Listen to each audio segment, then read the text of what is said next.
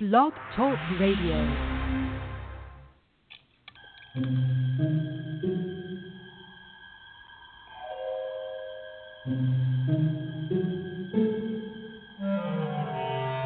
Archangels, ghosts, and Bigfoot, oh my. It's just another night for Supernatural Girls. Real stories, real answers to life's biggest supernatural mysteries. And now for another exciting interview with paranormal experts from this world and others. Here's your host, paranormal researcher Patricia Baker, on the one, the only Supernatural Girls.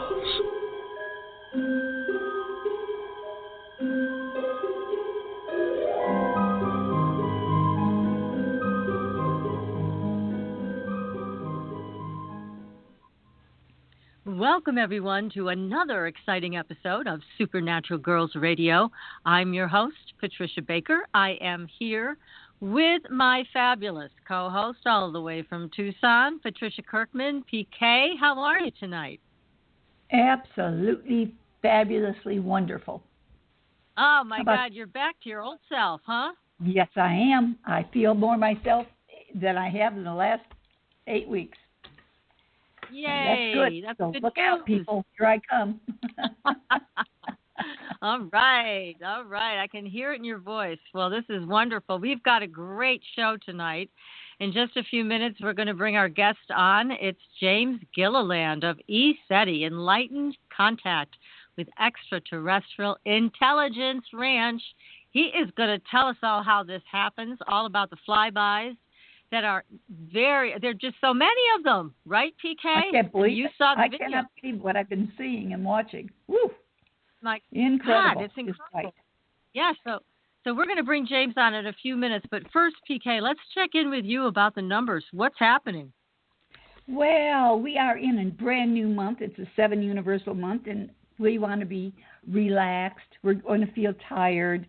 And it's a good time to scan your life and take a look at things that you may want to rearrange or change.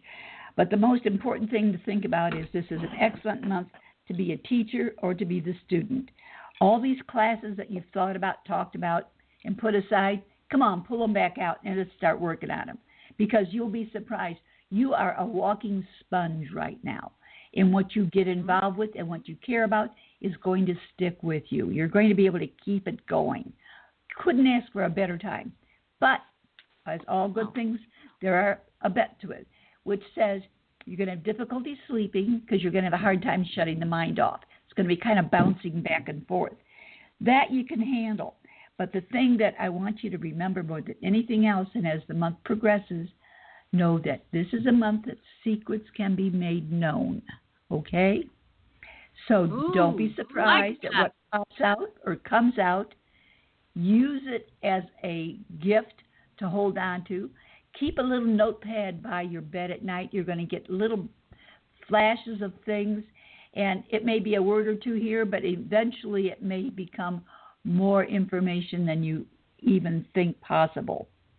So also, do yourself a favor if you decide you want to work around the house or whatever, because this is a slow and easy time. Stay off the ladders, okay? We don't want to pick you up and put you into the ambulance. It's too easy for tripping and falling this month, so slow and easy. Relax as best you can.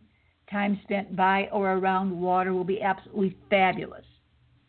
Other than that, you've got nothing to think about but maybe that nice hot tub and a glass of wine to kind of sneak into and relax with a few herbs in the tub. Just a thought. Gosh. Sounds good to me. Well, this will be an interesting month, and it sounds like the pressure's off just at least a little bit, which is nice. Definitely nice. It's about time. But I like this thought of yours with the numbers that we will have secrets coming out. I love it when secrets come out. Oh, I do too, except if they're mine. That's right. They've got to stay hidden. That's it. Myself. That's right. A lot of information is going to be passing on right now, and it's going to be surprising. We may not really hear what we're hearing immediately, and it's all of a sudden, it's like the quietude will set in, and then you go, wait a minute, what was that I just heard, or what did I just see? And then you'll start to rework it, analyze it, and may be quite surprised at what the end result is. Amazing. Well, it sounds like a fun month. So here we go into May. Now, if anybody wants to call in and ask our guest a question, we have a new call-in system, and the number is 563-999-3539. That's 563-999-3539. And I have a little bit of paranormal news to share that's pretty cool, and it's about the Black-Eyed Kids. Now, we had Nick Redfern on a while ago. Remember him, PK? Yes, I do. He does those great stories about cryptoids, but he just came out with a book on Black-Eyed Kids, and he was at a conference, the Ozark Mountain UFO Conference, and a man approached him from Texas. Now, Nick just called him Mike because he didn't want to reveal his name, but he said that this guy Mike, he heard a knock at the door in 2014, and this was at his home then in Wimberley, Texas, and it was 11:15 at night. And then he goes to the door, he looks through the spy hole, and he sees a very skinny young boy dressed in a black T-shirt and black jeans. So Mike cautiously, which thank God he was cautious, opens the door just a few inches, and he asks this boy what he wanted. And the boy kept his head low, and he was just looking at the ground. And then Mike said the boy asked for money so he could get something to eat. But Mike said something just didn't feel right. Now, you know, PK, that's what we hear about with these Black-Eyed Kids. People get that bad feeling. Yeah, exactly, in the pit of their stomach. So, anyways, Mike started to feel threatened and even frightened by the situation. And then he said to this young boy, "I'm sorry, I can't help you." And then this boy raised his head and looked at Mike right in the face. And guess what? That's where Mike saw that the boy had completely black eyes. Very pale skin. He said the skin looked like it had been painted on. Now, we've heard that before, but mostly with the Men in Black.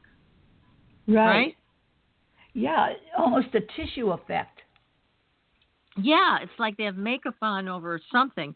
But he said not only was the kid's face looking like it was painted on, but the black hair he was wearing, he said it looked like a wig. And then his eyebrows also looked like they were painted on. So there's so many similarities, it seems, that are coming out between the Black-Eyed Kids and the Men in Black, because we've heard this over and over about the Men in Black. But this is the first I heard about a Black-Eyed Kid looking like that. So anyways, the boy just finally walked away backwards. And he kept his black eyes on Mike. Yeah, how about that? Until he reached the end of the driveway. And at that point, the boy turned and walked off into the street and was lost from view. But this guy, Mike, was really shaken up. He said he was in a cold sweat, and he shut and locked the door. And thank God that was the last time he ever saw this young boy. But isn't that a creepy story? Very creepy. Now I'm going to have to make sure I can look out when the doorbell rings. You better check. I am not answering my door unless I know who's on the other side. So that makes two of us. Yes. So that was a great story that was reported by our buddy Nick Redfern, again, who's been on the show a bunch of times. And so it looks like more people are getting comfortable about sharing their experiences about this. And so that's always a good thing. And the other thing, it's nice when people come forward. The other thing I wanted to share with everybody is to go to our Facebook page, because our guest tonight, James Gilliland, they sent us a bunch of photos, and I was scrolling through the photos, and one caught my eye, which is a photo of an ET or interdimensional. I don't know which. And this photo looks so much like a photo that we took when we were doing American Skull with George Lugo. This alien's face showed up. Now, to me, it looks very much like this alien or interdimensional that was photographed by a guest of James Gilliland. So we're going to talk to him more about that and all these other exciting things. But be sure you go to the Facebook page. Give us a like, follow us, so you can be able to find all these great things that we're going to be posting, that we have posted. We have wonderful stories up there about all kinds of supernatural events. So don't miss out. Go to that page, follow us on Twitter. And if you want a numerological reading, patriciakirkman.com is the place to go. Again, that's patriciakirkman.com. You can find both of us on the website, Supernatural Girls with a Z. So let's introduce our guest. What do you say, PK? You ready? That's a fabulous idea. Let's go for it. Now, and I just wanted to tell everybody, last week's show with psychiatrist Dr. Richard Gallagher was a great show. If you didn't hear it, you got to go back and listen to it in the archives. But I just wanted to tell everybody, look, PK and I, we can't see each other anymore. So until we find a new video streaming. So sometimes we talk over each other because we can't anticipate who's going to speak next. So bear with us until we get our video stream straightened out and we can see each other again. That makes it so much easier. But we're not trying to talk over each other on purpose. So just so you know, we generally are very polite, right, with each other, PK? I'm going to think about that one. I'm not letting you off the hook. I knew it. Oh, goodness. Well, here's a great quote from our guest, James Gilliland, again of ESETI, Enlightened Contact with Extraterrestrial Intelligence Ranch. He says, we are on the edge of taking a quantum leap in consciousness, and the physics is there to back it up. The science is there to back it up. If we change consciousness, we can change the physical world in which we live. Now, James is a best-selling author. He's internationally known lecturer, minister, counselor. He's also a multiple near-death experiencer and a contactee. He is a facilitator of many Eastern disciplines and a visionary dedicated to the awakening and healing of humanity and the earth. So we are honored to have James with us tonight. So, James, welcome to the show. Oh, thanks for having me on the show. Well, it's our pleasure. You're a very interesting individual, but we got to find out, James, how did you get started on this path in your life?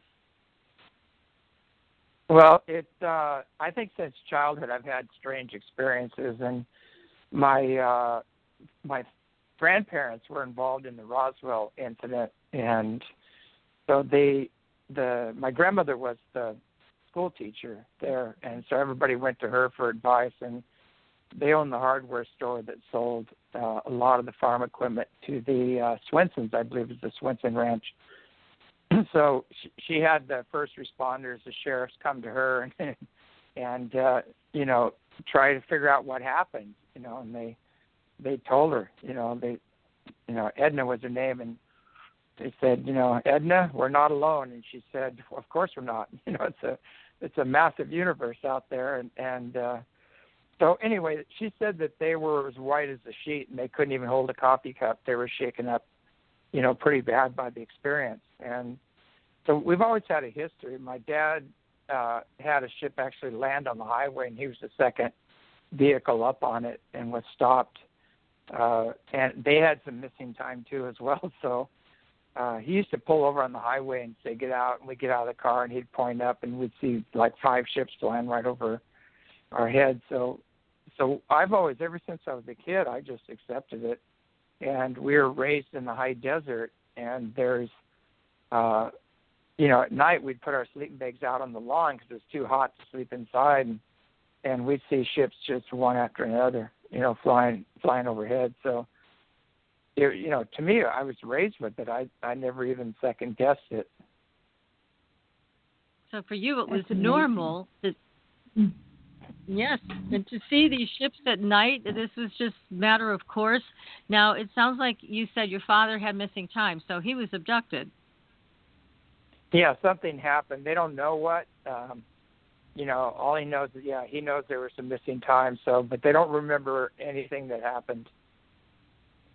Did you have missing time yourself through any of these things that you've seen? I don't do time very well at all anymore. I just you would notice. Yeah, it's hard for me to keep time. So, when was the first time that you remember having an experience of meeting an ET?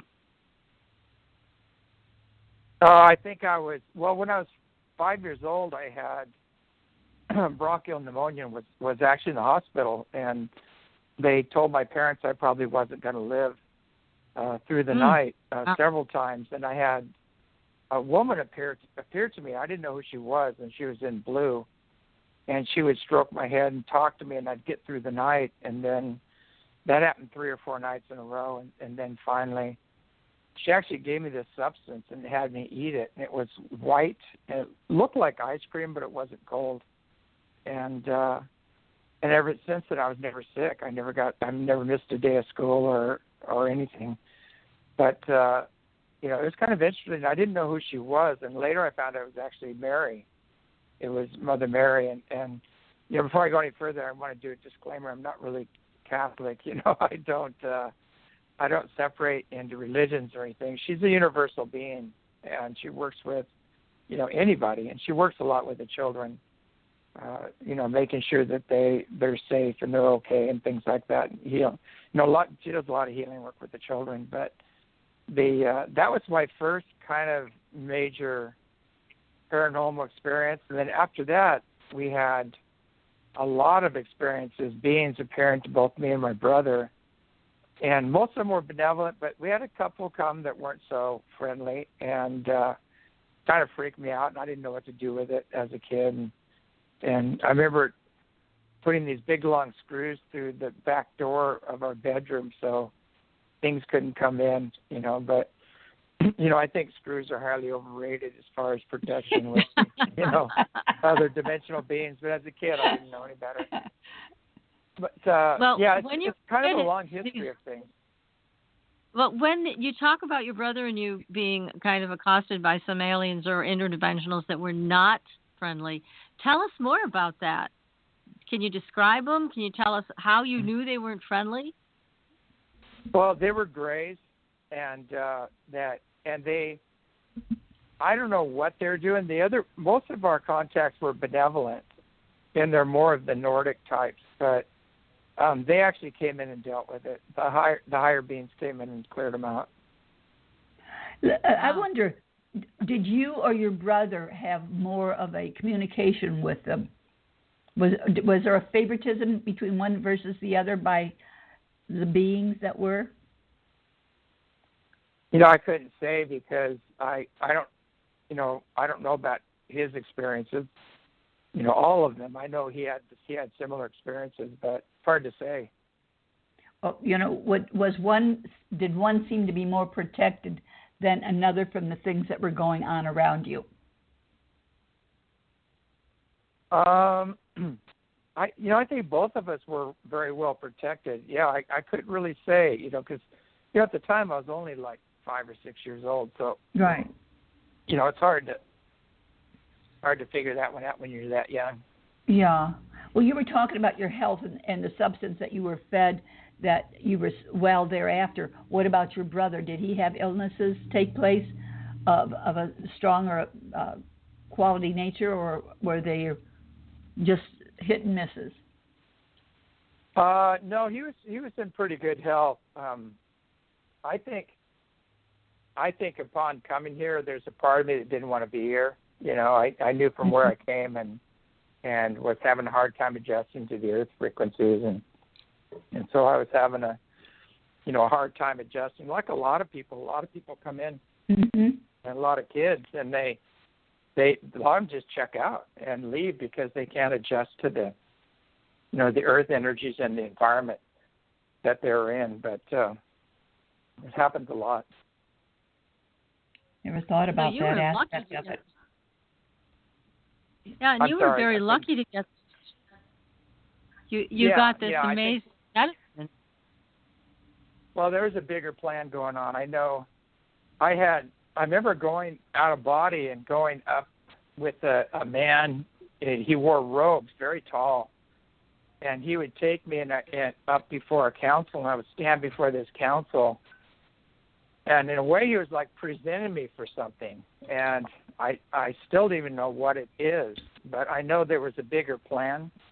There was some kind of a bigger plan going on, and I was part of it. But I'm starting to understand it now. But at the time, I didn't really know what it was. But I'm sure a lot of people have that same vision or have those memories of going out of body and standing before councils and things like that, and agreeing to do things, certain things here on Earth. Well, you're helping to make all of this very normal for people. So these flyovers, these contacts, it's just a part of everyday life because that's how you grew up. And we think that's wonderful. That's the whole premise of our show, that all of these things should be included in our paradigm. So you're actually living it, and you're inviting other people to the ranch to be with you and witness these things. So that's great. Yeah, we do. I always say, paranormal's normal, for us here, and we help a lot of people. Even scientists come up here. We were talking before about that on our ESETI Stargate channel on YouTube. We just had a group of scientists come out, and we saw, minimum. I saw 35 ships, and then I went in, but they said there was another 15 that happened afterwards. But these were coming over, powering up. They were throwing out tremendous colors and just all kinds of things going on, and displays overhead. And they're like little kids. They're all excited. It made their whole day, and they had some pretty profound spiritual things happen to them while they're here as well. So we just put that up on the website. So if people come here, the key is, you have to have pure intent and an open mind and a loving heart. If you come here with a bad attitude or as a skeptic, that's, you're going to see a few things you can't understand, but you're going to kind of create that reality while you're here, and you probably mess it up for others as well. But we tell people just, come and, with an open mind, and, you keep discernment and observe, what goes on. And we kind of go from there. Well, what you're doing is absolutely wonderful, and it's important to, again, tell people your website address so that they can go there, people in our audience, because you do offer opportunities to actually come to the ranch. So what website address are you using right now? Is it eseti.org? Well, esetievents.com will take you to the new site where eseti.org is the old site, and you can go there, and then from there go over to ESETI Events. But our whole website is under construction. Finally, I've been wanting to do this for about 5 years, and finally it's getting redone, and it's up and running. But esetievents.com is the best way, or just eseti.org. Either one will take you to the same place. But there's a lot on there, a lot of events coming up. We have John Vivanco doing remote viewing here, I think on the 17th, I'm pretty sure. But we have self-mastery courses, ambassador training classes, and a huge conference. We have the July 4th conference where we've got some great speakers up here. But what's really nice about this place is not only can you come and hear some awesome speakers, you can walk out in the field of dreams at night and photograph orbs and light beings and ships and everything else. So it's a life-changing experience when people come here. Yeah, exactly. Now, we want to know more from you, James, about the alien agenda.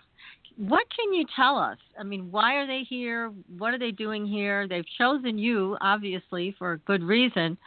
But tell us everything that you possibly can about their agenda. Well, they're all different, and they have different agendas. And we've had a lot of them here that weren't really in our highest and best good. And they've been here for quite some time. And we've always had there's been meetings, with the government, and they'll tell them, like the good ones will say, hey, okay, we're going to give you all the technology, incredible healing technology, anti-gravity, counter-gravity, free energy, everything, but the kicker is you have to choose peace, and you have to dismantle your nuclear, weapons and things like that, and create, a council, like a World Council on Peace. And then another group came and said, hey, we'll give you all the same stuff, but what you're going to have to do is allow us to abduct a whole bunch of your people and do experiments and, and other things. Mm-hmm. And you don't have to disarm. I mean, you don't have to, take the path of peace. And so, unfortunately, in the time when those offers were made, we had Cold Wars going and just ended a war and things like that. So they went with the other option. They kind of went with the wrong group, unfortunately. And that's some of the greys, the tall greys, the reptilians. There's even serpent beings attached to that, and some other things. And then you have the more benevolent ones that are more. A lot of them are more like us. And the Nordics. You've got the Pleiadians, the Orion Counts of Light, who went through the reptilian wars, and you've got the Syrian beings, which are the protectors. They were the protectors of the Anunnaki, and they're returning with the benevolent Anunnaki. The fallen Anunnaki are being taken care of by that group, and then you've got, I think I said, we got Pleiadians, Orion Counts of Light, Andromedans, Syrians, Arcturians. There's quite a few groups. There's some. I'm just now finding out about other groups, and I always tell people, I only talk about what I've experienced. There's people that have had, connections with other groups, and they said, why don't you talk about it? And I said, because I haven't experienced it, and I can't. All I can do is just say, that's your experience, and I'm not here to say it's real or say it's false. It's your experience, but I can only really talk about my own experience. So it sounds like you feel closest to the tall whites. Is that the group because that's the group you did grow up with? Are they near and dear to your heart above the others? Yeah, well, the Pleiadians, the tall whites are kind of a different group too. I think they're some kind of a hybrid. I'm not sure, but they're a little different than the Pleiadians. They're kind of they're more into technology. They're not as into the Pleiadians. You just get a bliss hit when you connect with them. Most of them are just so loving and so highly evolved that a lot of people actually think they're talking to angels when they're talking to Pleiadians. They can't tell, they don't know the difference, and they just kind of pigeonhole it into their understanding or their belief system, and we see that happen a lot. Some people might be talking to, an Andromedan, with their mythologically known as archangels. They're 8 to 10 foot tall beings, and they have magnetized light bodies. One of them. And then there's some blue ones too that have blue skin, but they, people will put this in a category that aligns with their belief system. But there's always more to the story. And that's for sure. And it sounds like you have the more to the story. That's why we're so glad you're here with us tonight. But we're going to take a very short commercial break. Everybody stay tuned, and we'll be right back. Are you ready for a new experience of freedom and powerful connection? Would you like a positive, effortless change in your life? Then come to CosmicFusion.com, where we offer the most advanced energy clearing and expansion techniques in the world, with a quantum vortex energy to activate your divine blueprint and life's purpose. When your soul leads the way with cosmic fusion and quantum vortex energy, you can break clear of past difficulties and blocks with the power of the Source. With Cosmic Fusion, the Source energy does the work for you. It's easy and effortless. Listen to our free meditation right from our Cosmic Fusion website, the Cosmic Code Meditation. Sign up for one of our interactive webinars today. Come to Cosmic Fusion, www.KOSMICfusion.com, to experience an effortless awakening and transformation. Are you ready for an upgrade? Are you ready for a new experience of living in the fifth dimensional magic and powerful connection? Then visit CosmicFusion.com today. CosmicFusion.com.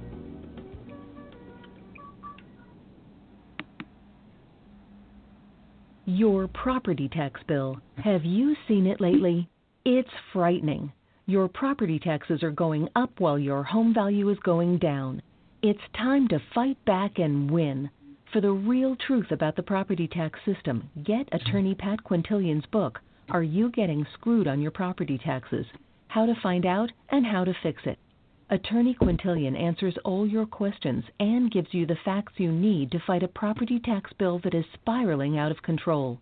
You'll also read about what happens to property owners who don't check their property records, only to find out too late they're taxed on square footage, fixtures, and even buildings that they don't own. Is this happening to you? Learn your rights.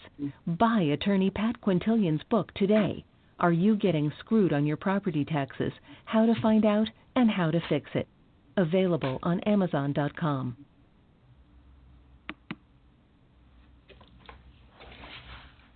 Extraterrestrial is a family of cosmetic products with 98% pure ionized minerals. We combine our science with a blend of essential oils to nourish and take care of your skin's health. How does it work? All Extraterrestrial products contain the proprietary redox technology, having the capability of simulating an ionic zinc-copper superoxide dismutase effect. This free radical scavenger currently in your body has been diminished by toxins and the daily stresses of life. It is a perfectly balanced mineral complex that all $200 an hour dermatologists, their professors, and ancient history have proven. Redox technology is a process of reducing the skin's oxidation by transferring electrons from a radical state to a stress-free normal condition. Oxidative stress is a form of cellular aging, and as science has proven, a precursor to disease. The free radical theory of aging states that organisms age because cells accumulate free radical damage over time. Damaged cells are not beautiful, but healthy cells are. The Extraterrestrial family is presented in 4 different uses that cover unique benefits to your body. They are the Essential Anti-Aging Series, the Multivitamin Series, Sports Series, and Professional Series. Regain your youth with the power of Extraterrestrial. Visit www.extraterrestrial.com and inquire. Use the code SUPERNATURAL and receive a 10% discount on your first purchase. Extraterrestrial, the beauty of being healthy. Welcome back, everyone, to Supernatural Girls Radio. I'm your host, Patricia Baker. I am here with my co-host, PK, and our terrific guest tonight, James Gilliland. He is from ESETI, Enlightened Contact with Extraterrestrial Intelligence Ranch, and we are just rolling up our sleeves here and getting into the meat of the story and all of the agendas, there's more than one, that these ETs and or interdimensionals have. So, James, let's pick up that conversation that we started right before the break. Are there any particulars that you can give us? I mean, we do know now that our governments have chosen a path that does not lead to peace and did lead to a bunch of people getting abducted and experimented on. That's not good news, but that is something that we've come to believe did happen and is happening. So what else can you tell us about what's going to happen, and is there going to be disclosure? We have a lot of questions for you. Yeah. Well, I'll finish off where I was going before. When you get into the benevolent side of ET, they operate under universal law. And, you know, some people call it the law of one. Everybody has different names for it, but it's quite simple. Basically, it's universal peace, brother, sisterly love, and individual freedom and prosperity for everyone. It's called unity consciousness, and that's how they operate. And that's what they're bringing to the table, and they're inspiring us to go in that direction. And they're working with a lot of leaders, like top people on the planet, to bring that consciousness and that reality about on the planet. So when you get into the benevolent ones, you know, that's what they're about. There's some that operate under universal law, and they're planetary liberators, and they're here to take care of the beings that are operating outside of universal law. So the ones that are controlling and manipulating and interfering with our own evolutionary process here, they're dealing with those. and taking those out. And it's tricky because they want us to stay within personal responsibility. And, if they do everything for us, then we become dependent, and then we start worshiping them, and we're right back where we started again. They don't want that. They want us to stand in our own divinity, make our own personal contact with Creator, creation, whatever name you want to give it, and work from that level. And that's their agenda. So you have two agendas, and then there's kind of a gray area in there where there's some that are just observers. They're just observing, and they're doing some experimentation and things like that. They're not real. I'm not saying they're bad, and I'm not saying they're good either. They have their own agenda going. But especially with the ones that are doing the abduction and the experimentation on a lot of people that are tied into some aspects of the government, I don't agree with that at all. Some people will say, well, you chose that. Well, you had an agreement and things like that. But to me, that goes against universal law and your divine right to free will and self-determination. So, that needs to be honored on every level, even the physical level. So I don't agree with that, as some people would say. But, we're not victims. We can, stand tall in this situation and learn how to heal unseen negative influences and maintain our own self-authority through these experiences. But there's some training involved. Well, one of the things that we found, because we've had a lot of dream experts on the show, and we do our own dream work also, PK and I, but what we found is that aliens, or again, I don't know who they are, ETs or interdimensionals, whatever, they can walk into your dreams. And a lot of people are not on top of this. A lot of people they go to sleep, they don't pay attention to their dreams. But what we found are these aliens and ETs and whatever they are walking into people's dreams and saying to them, can we take you? And if you're not conscious enough to know what you're doing, you might say yes in your dream, and that basically gives them permission. So it's kind of a sneaky way around consciousness to get the permission of people, and it still falls under freedom of choice, but it's happening at night when people are asleep. So that's just part of what we found. What do you think about that?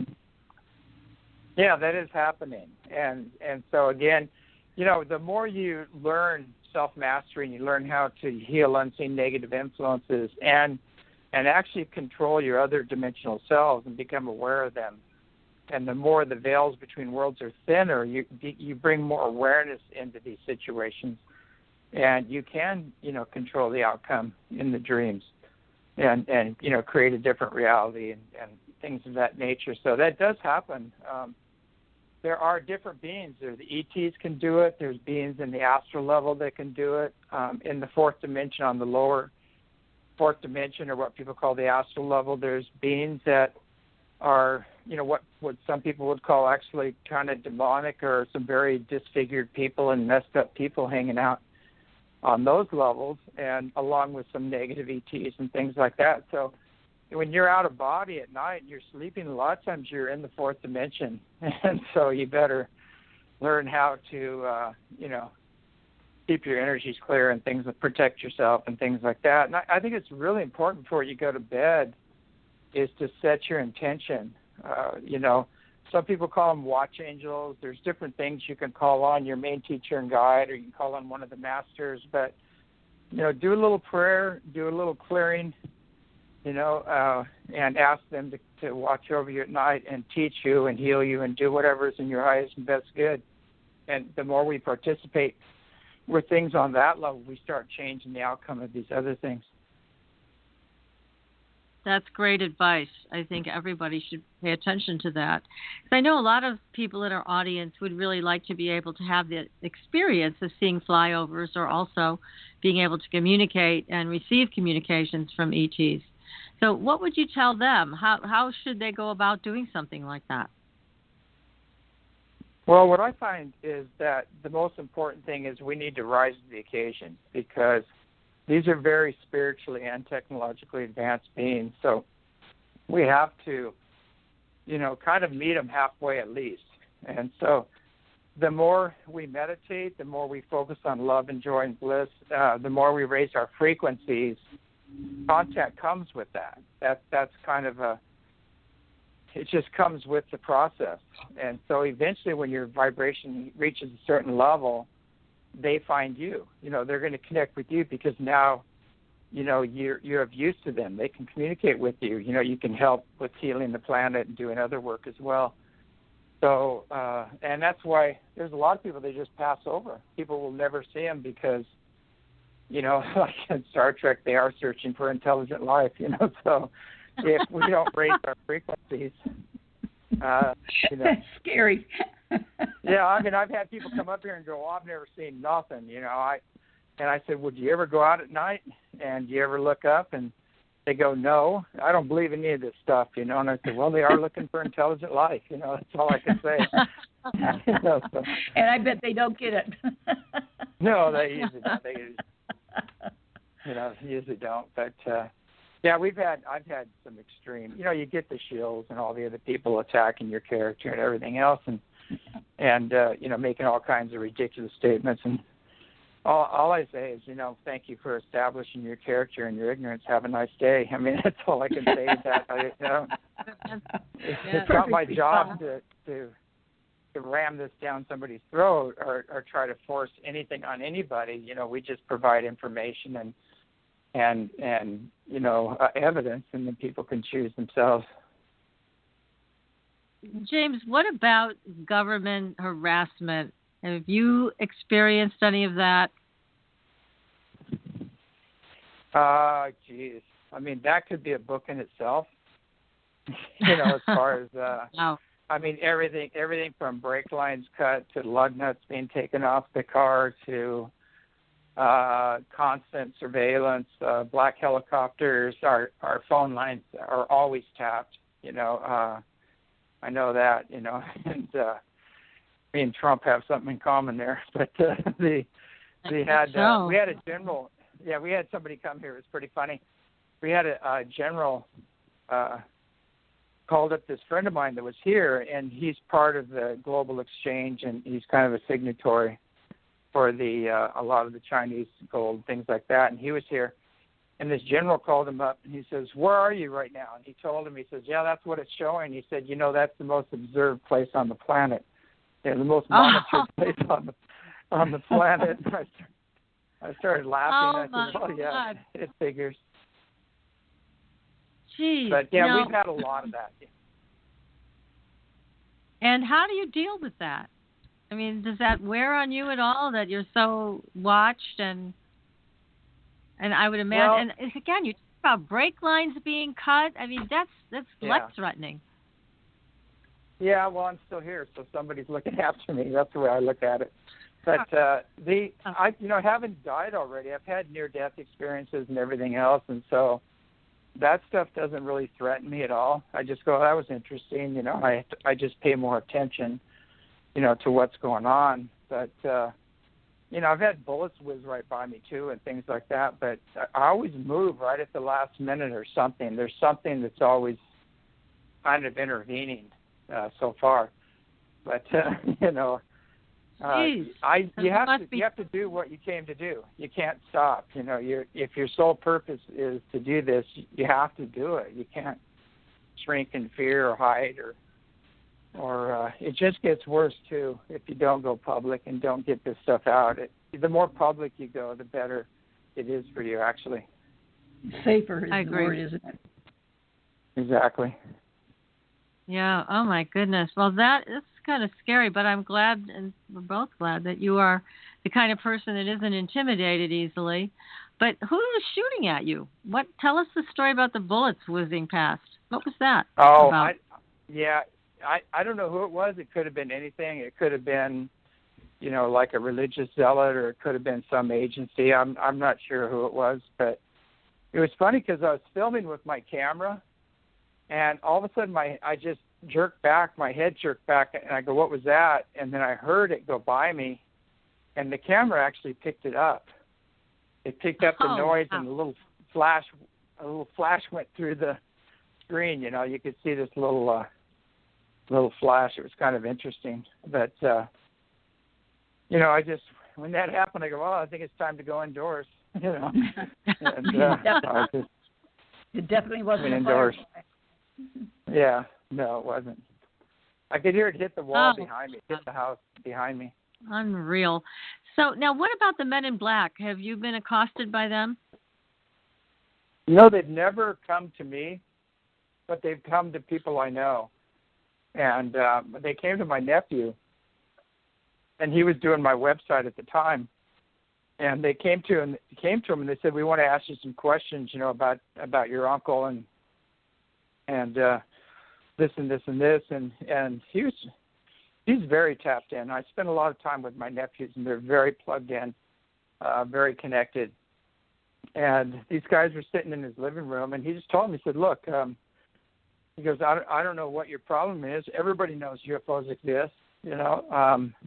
You know, all the polls are showing that the whole planet is aware of it. You know, what are you trying to do here? You know, what are you trying to you know? And they said, "We just need to ask you some questions." And so they kind of tried to intimidate him and interrogate him. It was really weird. And what happened was, these guys were very tall, and you know, they wore the suits and everything. But the weird thing about it was, and I heard you talk about this, is that they didn't have any facial hair, and their skin was very white, and they had it was very hot, and he was calling in like Archangel Michael and the higher beings and everything while he was talking to them. And at one point he thought, "I wonder if I should get my gun."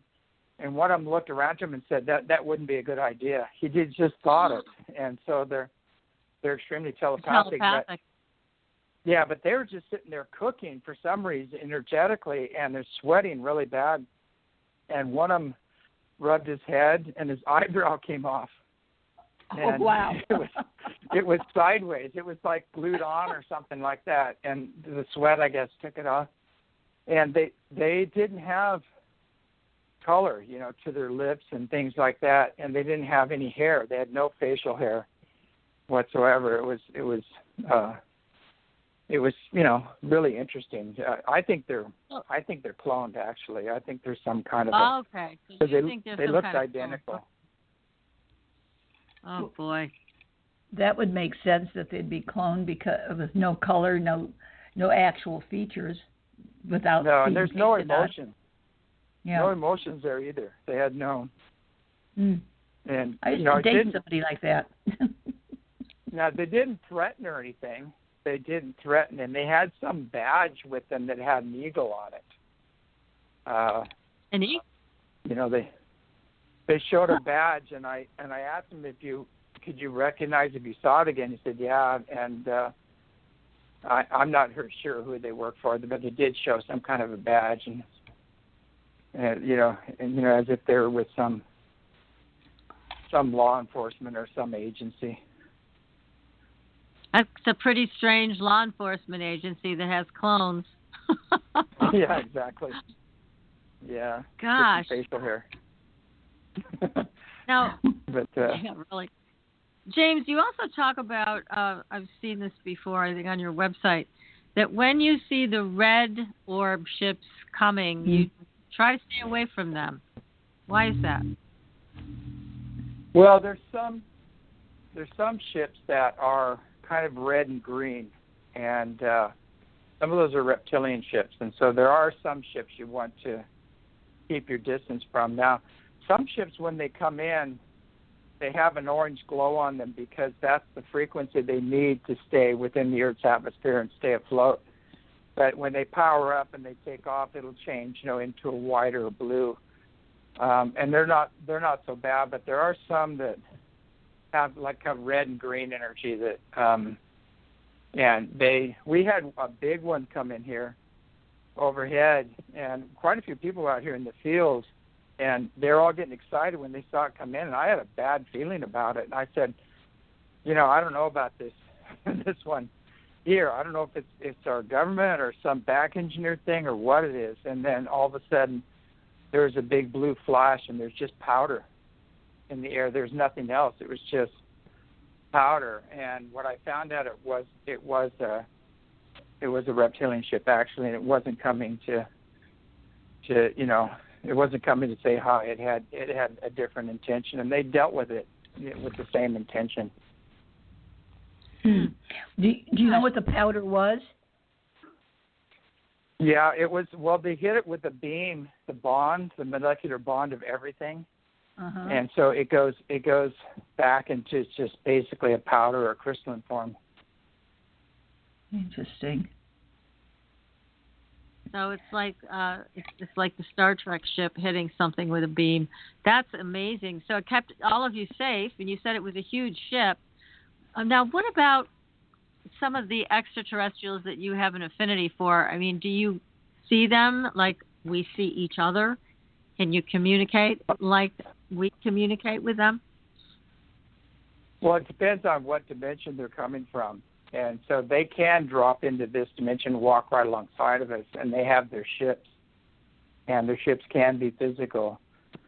And the ones I've experienced on that level were just extremely loving and they're very concerned about Earth and where we're going and humanity. I have a strong affinity for them. They have a strong affinity for us as well. Do you know anything about their age? How far back do they go? Since they've been paying attention to us, or we're paying attention to them? Well, there was one being that appeared to me. Her name was Plumaria, like the flower Plumeria, but she spelled it with an A, Plumaria. And I said, well, your name is so close to a flower, a tree that has a flower on it here on Earth, and they're all over Hawaii. And she said that her grandfather brought those trees here. Oh, for heaven's sake. Yeah, and so the Earth's been terraformed. There's 12 major races, star nations, that were involved in the terraforming, and then some came later. But the Pleiadians were very involved in the Atlantean and Lemurian. They were the root race that started those two colonies. And there was another group that came here, which they referred to even before them as the Anunnaki, but those are the ancient Lyrians. Those are the really ancient ancestors. They're very tall, and they have kind of cone heads. They look very different. And that was another group, and that was they're kind of picking up a lot of the antediluvian groups right now. They're digging them up underneath the Arctic, the Antarctic, and things like that. They're, because of the pole shifts, when they were here, where they are right now is buried under tons of ice, sometimes miles of ice. But before it was tropical. James, what's going on in Antarctica? Because we have heard from a number of people that there are dignitaries that have gone there. There's military from all over the world there. What's happening? I mean, some people are saying it's fallen angels that are encased in some type of ice and animation, and they're imprisoned there. But what are you being told about it? Well, from my understanding, it's a very ancient race that was there, and they were doing a lot of experimentation. And so they're finding a lot of different beings that were there during that time. And I don't think there's anything to worry about as far as the past, what's there. I know when people go there, they're unconscious, they'll freak out and they'll call it demons and devils, and anybody that the consciousness that they go with is what they come back with, you might say. But it's a very, very ancient civilization that was there. They look different. They found a lot of bodies that are much different than us. There's a lot of stuff. It's just the civilization was here before the pole shift and before the caps change and things like that. Yeah, it sounds fascinating, and I know it's been a big interest to our audience, this Antarctica mystery. So this is very interesting what you're adding to all of this. Yeah. And the technology is still there too. Yeah, that's the other thing. This is a lot of advanced technology. Is that why the military's there, to try and grab it? Probably. Exactly. There's always been a war over who has the most advanced technologies and who can make the best weapons, and we got to get out of that consciousness. And one thing about the nuclear race, it's like now we have the mutual destruction program where now we're finding out that the nukes are useless because if one person launches, they're going to get obliterated too as well. So now we're finding out that these weapons are actually useless because they've gotten so powerful we can't even use them, but there are groups that are still trying to trigger a nuclear war. There's facets within the deep state that would love to start World War III, and they want to see 90% of us gone, off the planet. That's still going on. The good news is the benevolent ones, they won't allow it. They're monitoring Thank all goodness. of this. Yeah. What can we do to help them? Yeah. Yeah. Well, you know what? There are groups right now. Now, this is a really interesting story. I was getting this information, and I didn't know what they were talking about. And I was talking about the future, and I said, what is going to go down here? How is this going to play out? And they told me that there's some very, very dark characters beyond most people's imagination that are running the show. And most people couldn't handle the truth. You couldn't tell them how dark it is and what goes on there because they couldn't handle it, And they said that group is coming up, and they're going to try to do their thing. But there's another group that's stepping forward, and a lot of people call them the white hats, and the people that have moral fiber and things like that, and they're stepping up and saying, no, we're not going in that direction. And they're actually being overseen by higher, other ultra-dimensional beings and ascended masters and Pleiadians and the Orion Council of Light and things like that are behind the white hats and taking down, the satanic and pedophile network and all these other things. And so there's a lot going on. There's a huge shift, and the Earth is ascending, and there's waves of energy coming in. We just had, about a week and a half ago, we had a huge wave of energy came through, and everybody just went bonkers. Everybody's stuff came up. They're having emotional outbursts, and it was pretty intense, and that's part of this process. But it keeps coming in, and it gets exponentially stronger. And it's healing energy, but the problem with this kind of energy is that it amplifies everything. So it's bringing everything up, and it's a natural cycle, it's a cosmic cycle, but it's bringing everything up, all the hidden stuff, all the unfinished business, everything is coming up, and it's coming up in waves, and it's getting stronger and stronger, and that's what we're in that process right now. That's quite a process. It's very powerful. So when people, it sounds like you need a full team of therapists and spiritual leaders when people come to your ranch because the energy is so intense there. We have a 3-day policy when people come. We say, they come here and they go, God, I love this place. I'm home. I just feel the love and the joy and the bliss and the land. And I said, well, give it 3 days. And they go, well, what do you mean? And I said, well, with that energy comes a quickening, and it's going to bring up everything that doesn't resonate with it. And so, in about 3 days, you're going to be in your stuff. It's going to come up, but this is a golden opportunity to heal it. If you want to take responsibility, you can heal this and get through it. And, and a lot of people do take that path and come and heal, and there's some that go into projection and blame and point fingers at everybody else. Yeah, sounds like you go for 2 days. It sounds like if you go for 2 days, you get rid of that third day problem. Yeah, exactly. Have it happen somewhere else. But, that's basically what we're here for, is to help people process anyway and, get through their stuff, because it's not who they are. It's just old wounds and traumas and wrong conclusions from past experiences, childhood trauma. Things. It's not really who they are. It's just something that they mistakenly identified with. Now, have you been on board any of the ships? Yeah, quite a few. You have. What's it like? Do tell. We want details. They're all different. The one I was on board that was physical, there wasn't much to it. It was very simple. There was 3 seats in it, and it had screens all the way around. And you could see, 180 degrees around the ship, or you could see other places if they're monitoring something else in another country or whatever. You could see anything from these ships. They're pretty interesting. And to me, there's some kind of a network, a communication network that they have here that they all utilize.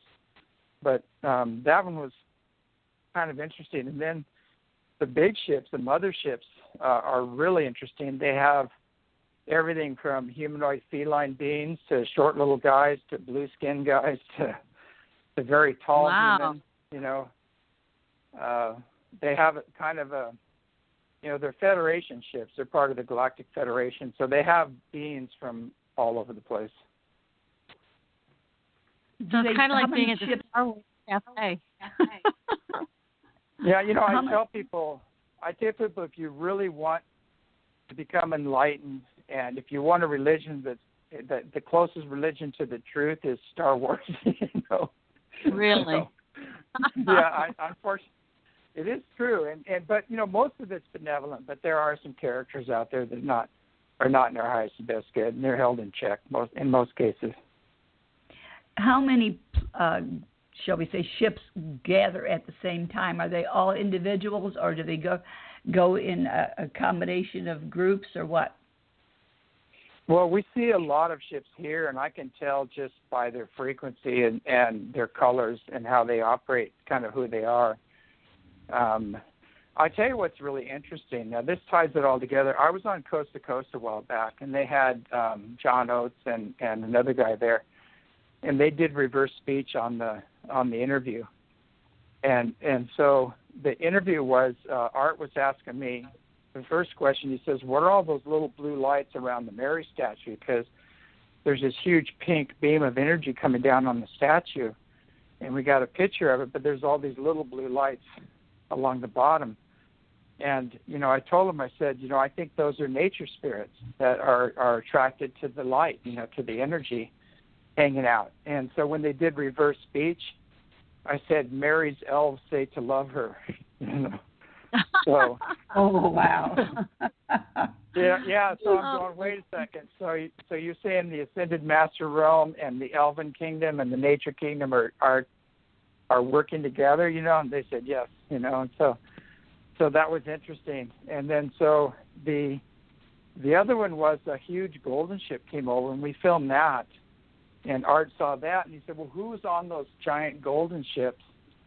And I said, I don't know who's on them, but they're very ancient, and they're very powerful, and they feel like God beings. They're very ancient. And when they did reverse speech on me, I said, Sailor Vishnu is his name.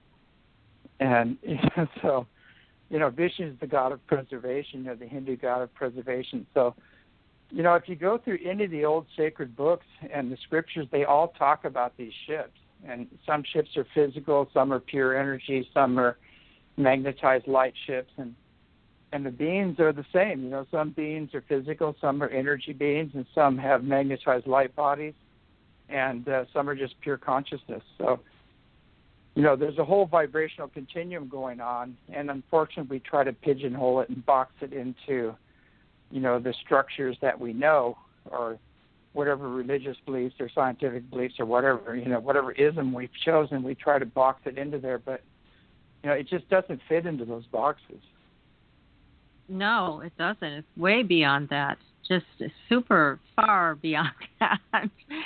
So having an open mind takes on new meaning when it comes to people coming to your ranch and experiencing all of these kinds of things. Now, you did talk about also being on ships that were more energy-based, so not so much physical. Now, what was that like compared to being on a physical ship? Well, they have a technology that they can pull you right out of your body and bring you up on the ship. And what happens is that there's a vibrational continuum, and it has all these planes and dimensions to it. And we have that within ourselves. And if people just believe they're a body and a personality, that's what they are. That's what they've chosen. But in truth, we're a spirit that has a body and a personality, and that spirit has many dimensions to it. So they can actually, like a six-dimensional being, can come in and pull out your six-dimensional body and up on the ship and have a conversation with you and put you back.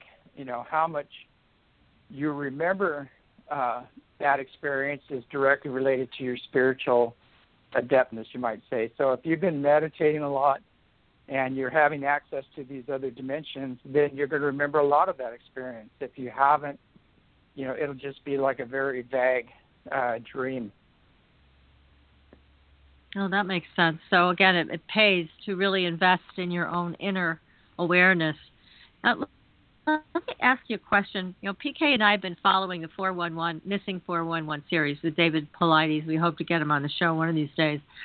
And he talks, I'm sure you're familiar with it, he talks about people that are disappearing in our national parks and some of them in urban areas. Mm-hmm. And in most cases, if they do find a body, they have a hell of a time trying to find a cause of death.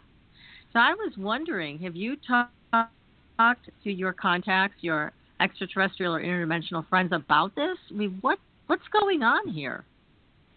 Yeah, somebody just asked me about that, and just recently too, and I was going to look into it. I haven't yet. My gut feeling is that I think there's either some kind of psyops going on there, probably joint human ET stuff happening there, where they're snagging people, or there's so many possibilities there. We do have, you know, that's one of the things I'm going to ask.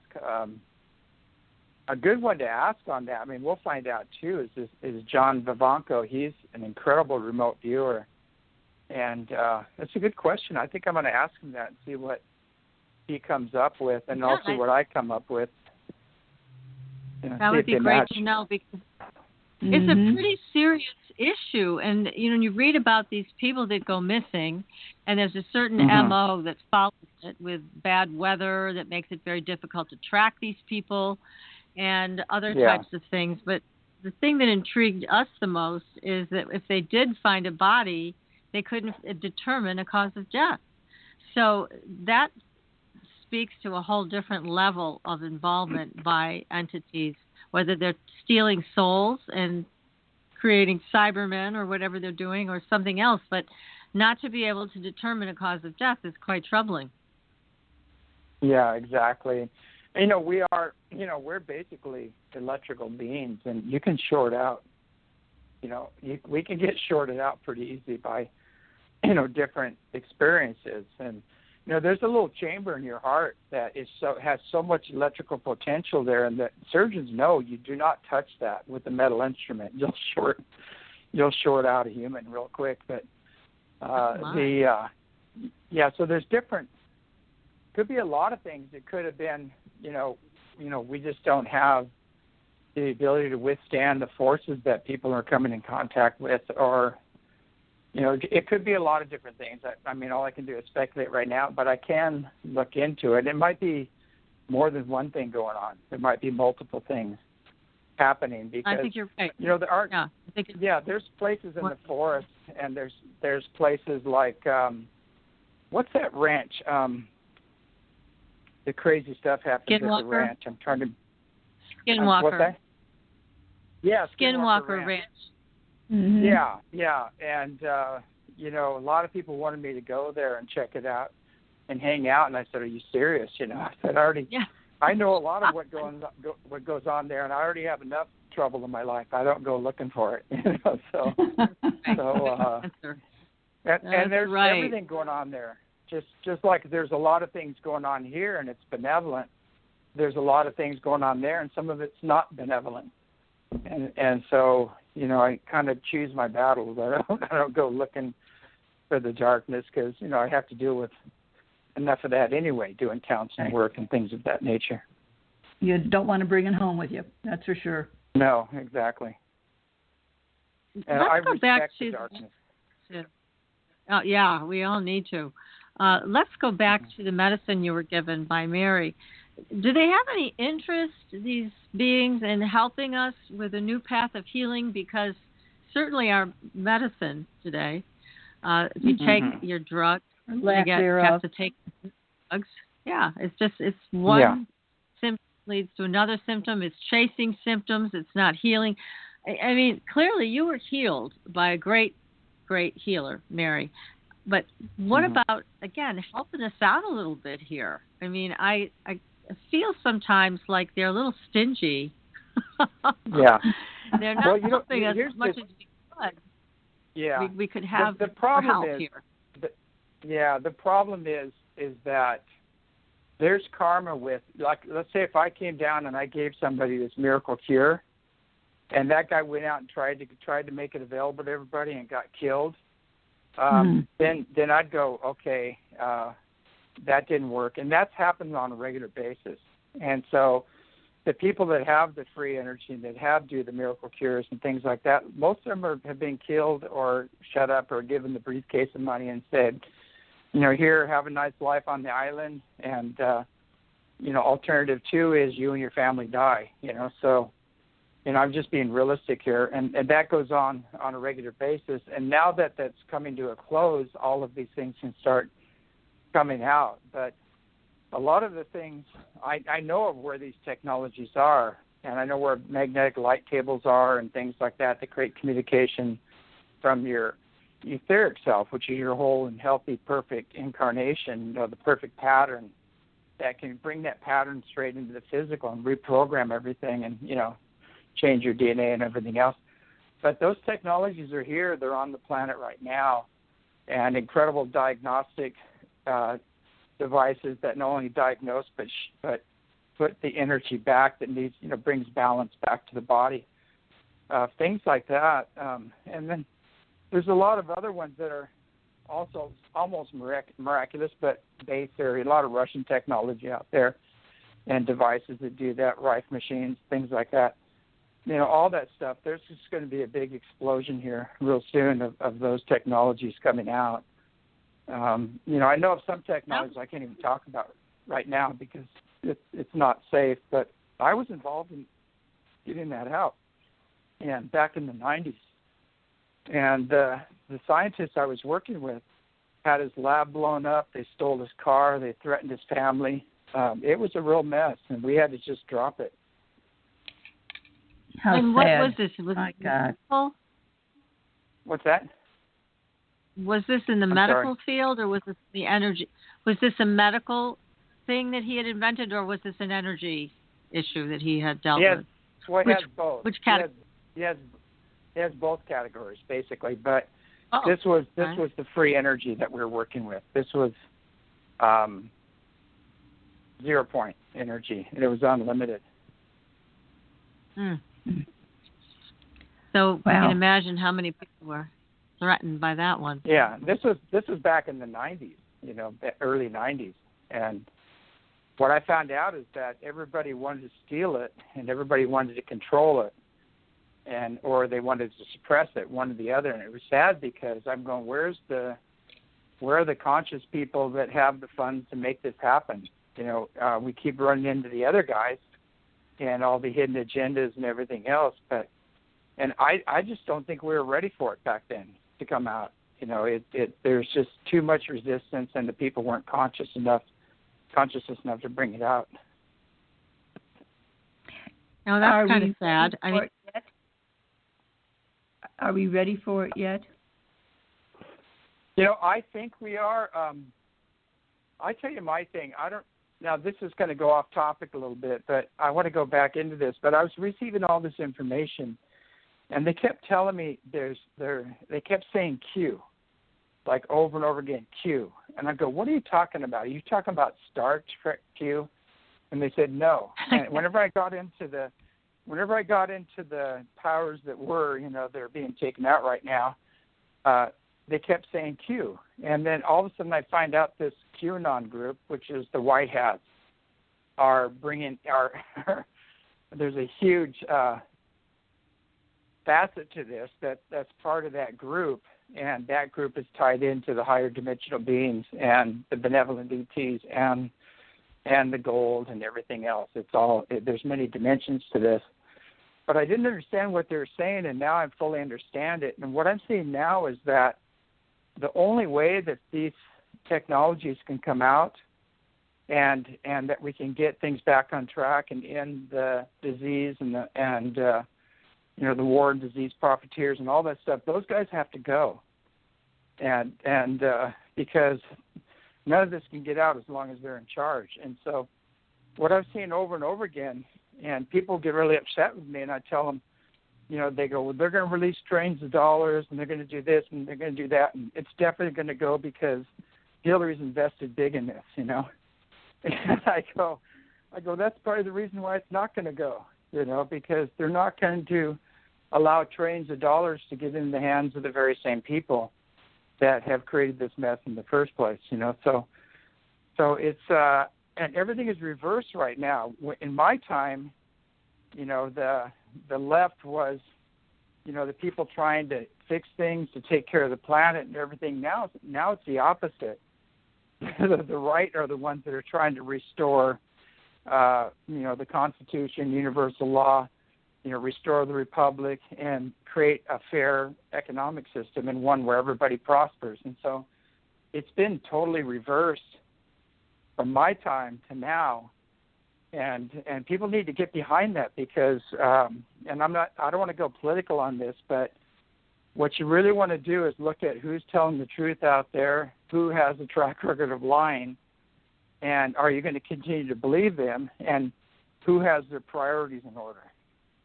Are they focusing on bringing heaven to earth? Are they operating from universal law? I mean, none of them are perfect, but overall, are they really trying to help humanity? Are they in service, or are they self-serving, and are they connected to a darker force, and everybody's going to have to wake up and look at this with brutal honesty, the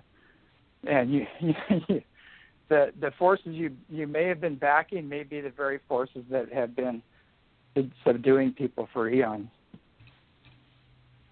That's very true, and I'm so glad that you said that, so that people can wake up to really start identifying who is involved with the dark forces and separate it out from politics and just look at the individuals who are involved. And I think that's the best way to give you a clear answer as to what you're doing. It looks like we have a caller on the line who may have a question. Let me just check in here and bring them live on the air. Hi, you're on the air. Do you have a question for James? Hello? Hi, do you have a question for James? Yes, you're live on the air. Do you have a question? Yeah, he's kind of new to me, so I'm just tuning in now. I was looking at the ranch thing on YouTube, and I was wondering what kind of conferences do you have? Yeah, we have a lot of different ones. We've got remote viewing conferences. We have Divine Feminine conferences. We have, like I said, Science, Spirit, and World Transformation Conference coming up. It's really big. There's so many different conferences, and we just sponsor a lot of people that are on the right side of the fence, you might say, that are heart-centered, that are here to help humanity and the earth, and those are the type of people that we invite here and work with. So if you go to ESETIevents.com, all the information is there, and you can see the conferences, and we do a lot of counseling work and teach ambassador training, self-mastery training, and things of that nature. Oh, neat. Yeah, well, thank you so much for your call. All right, thanks for calling. Yeah, this is a great opportunity, James, that you're offering to people. How much do you charge for this if people want to come to your ranch? Can you give us a ballpark? You know what? I don't even involve myself with that end of it, so I have no idea. I should get up to it. But, it's basically the counseling. If it's one-on-one, it's really inexpensive if you want to just come and hang out and do a sky watch and see the ships and everything. The camping, I think, is either 25 or 30 for people that want to come. There's, beautiful showers here, and and bathrooms, and so it's not so much camping. You're basically just sleeping, in your tent, and that's the best way to do it. Actually, is come and camp, because then you're on the ground and you just open your tent door and look out, and you're in this beautiful natural surrounding with all kinds of things happening. But there's, if you want rooms, right. Everything is being redone on the website, so I'm not sure what the numbers are, but it's actually very inexpensive. What about Bigfoot? Now, a lot of people have tethered Bigfoot to UFOs. Have you had experiences with Bigfoot on the ranch? Yeah, we have a resident one that comes around. He's like a juvenile named Delaki, and a lot of people go, okay, he's lost it now, but there's major witnesses to this. Clyde Lewis, that has Ground Zero radio, he came walking out of the guest house, and Delaki ran right up to him, skidded, stopped, smiled at him, took off, and ran back the other way. And there was 5 witnesses to it. I saw it running away, and turned him upside down. He didn't want to talk about it, and then I showed him the evidence. I went and took photographs of the footprints and everything else in the mud, and so and I gave them to him. So he went forward with it, and started talking about it. But there's a whole family that comes through here occasionally, and they ask, you're in meditation. They'll come and they'll kind of get your attention, and then they'll ask, telepathically, if they could have some apples or whatever. And I always say, yeah, help yourself, because we have some pretty big orchards here with, pears and apples and Asian pears and cherries and everything else. So I figured they were here first, So I just tell them to help yourself. But, there's a lot of Lorcan O'Toole, Peter O'Toole's son, was just here last summer, and he saw one, up close and personal with 2 other people. It's pretty common. It's and it really depends on your consciousness. If you're filled with a lot of fear or anger or skepticism, they're not going to show themselves to you. You'll probably never see them. But if you set your intention to have that experience and focus love and joy and bliss out there, you'll create that reality. It's the same with the UFOs. If you set your intention on having an experience and you make sure it's the benevolent ones, and you send them love and joy and bliss, the mind in which you seek is the mind in which you're going to connect. So you're going to connect to those beings, and the best way to make sure you don't have problems with the negative beings is to align yourself with the positive one. Now, why is this happening on your ranch? Is it a special portal that you have there? It is. It's a Stargate, and it was here before I got here, and there's been UFO activity here hundreds of years documented. The Native Americans know all about it. Kenneth Arnold, who coined the word flying saucers, lost sight of the ships when they descended on the western slopes of Mount Adams, and that's our front yard, basically. So there's just a long, long history of activity here. And do you think if you were somewhere else, they would follow you? Because it sounds like you were chosen. Would they follow you to another area? Yeah, they do. They do. I went to Contact in the Desert, which is actually coming up. So. Yeah, and I do the kind of the invocation to bring the ships in and connect with the ships there, and I do lectures there and things like that. And every time I've gone there, there's been just multiple ships. Last year there was 85 ships counted by MUFON during the meditation and inviting them to come. So we had 85 ships over our presentation, and there's some other people that did the same thing. Unfortunately, they didn't get any ships. So oh dear. Kind of, well, they have the wrong intent. It's like there's not mention names, but there's people out there that say open to anything, just let anything in, and stop being spiritual snobs, and there are no negative ETs and things like that. And because of that, they've actually aligned themselves with the negative ETs, and they'd already some know it and some don't know it. And so what we did is we cleared them out and brought in the benevolent ones, so their guys couldn't come. They couldn't come in. So you warded the area. So now, do you have a special prayer that you say, or an invocation that you repeat to get them to come? Well, with me, it's automatic. I'm just always connected. But what I do is I usually begin with a small talk about who they are and why they're here, and then I do a clearing prayer where I clear the energy. And it's a very old technique, and it works.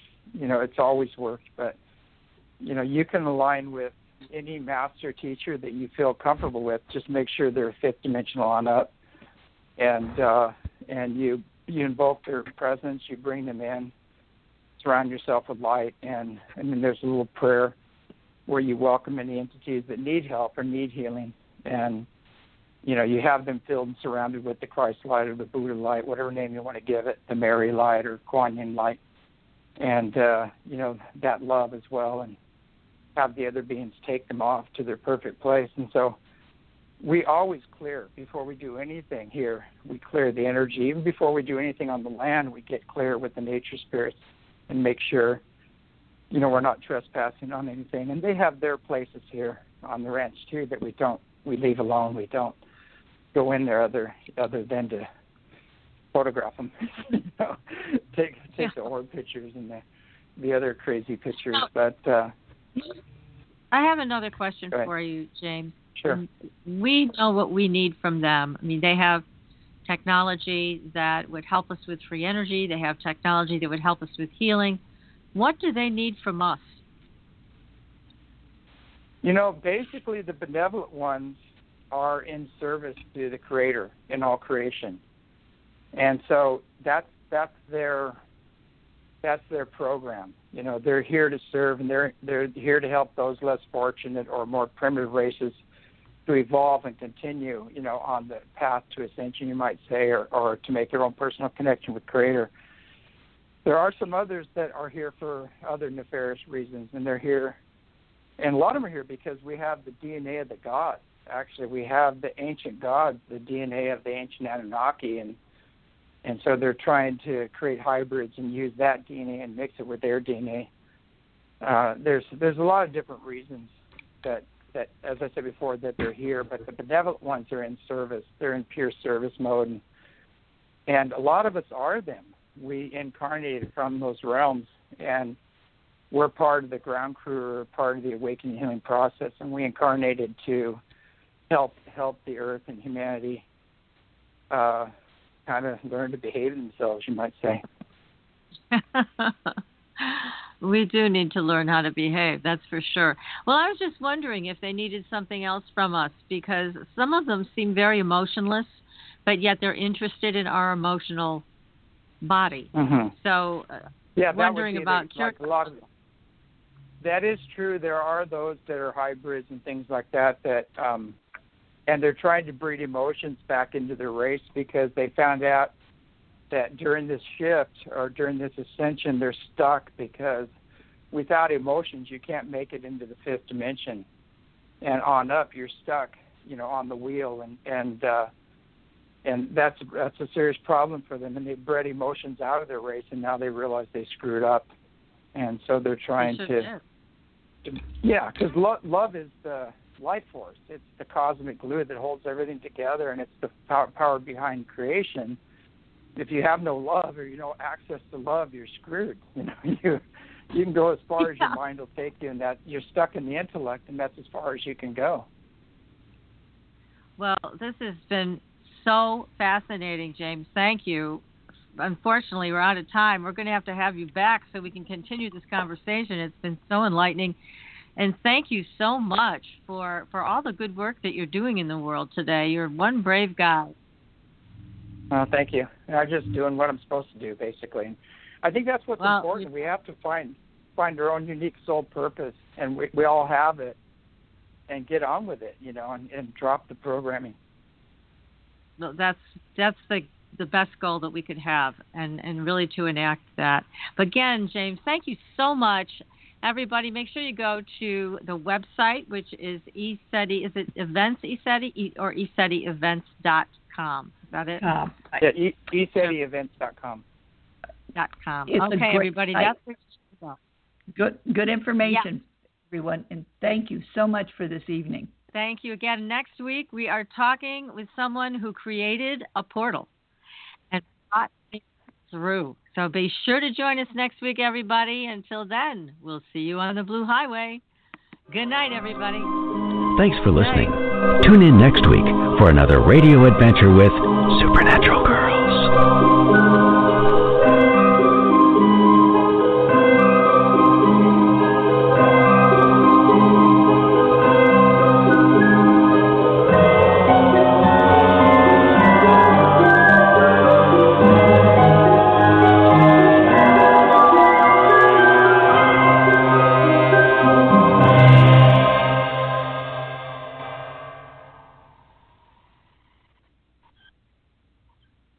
Hey, PK, that was one great show. Yes, it was very, very interesting. Good information. Good one. Yeah, and I think we did better tonight. So yeah, well, we were both paying over. attention to it. Yeah. Question for you: do you want me to let you know when we have our 30-minute time frame so you can break? I didn't know whether you had advertisement or not. I started to let you know at 5:30 our time, and then I thought, well, maybe you'll stop in a few minutes. Well, then it got a little bit later, and I thought, well, I'll just let it go. But I was going to ask you if you wanted me to pay attention. Yeah, that helps. But we was such a deep discussion with him. I thought I'll just let it go. Yeah, well, but I didn't. Like I said, I didn't want to interfere because that's something I can just do on the cell phone and just say time. That's all you need. Yeah, you can just text me. That would help. Yeah. Yeah, that's a good idea. Well, good. Well, you have a good rest of your evening. Well, I'm going to give it a shot, and you do likewise, young lady. Thanks. Make sure you watch the skies. You might see a UFO tonight. Well, very true. At least now I'm not afraid to look up, right? That's right. That's right. Well, you enjoy, and I'll talk to you soon. Okay, honey. Have a good night. Bye. Thanks. You too. Bye-bye.